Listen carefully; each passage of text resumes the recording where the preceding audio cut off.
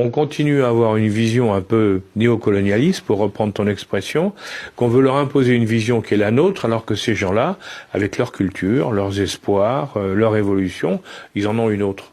On le disait tout à l'heure, les pays, les nations, n'ont pas d'amis, elles ont des intérêts. Et la plupart de ces pays ont leurs intérêts. Et nous avons les nôtres.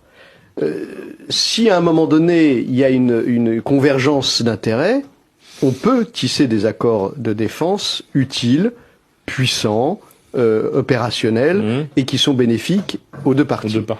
Je crois que notre retrait, notre affaiblissement sur ce continent a une ou deux raisons qu'il est facile d'évoquer. La première est probablement une grande incompétence de nos gouvernants actuels et une méconnaissance absolue de ce continent. Clair, un désintérêt d'ailleurs, je pense à un certain mépris.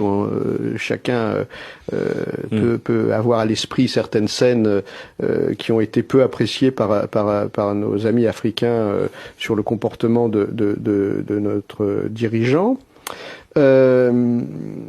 Alors ça a des conséquences pour nous. Et je parle devant un des meilleurs experts, mais le système politique africain est forcément différent de tous nos concepts, parce qu'on n'a pas la même culture, on n'a pas la même histoire, on n'a pas les mêmes méthodes. Bien sûr.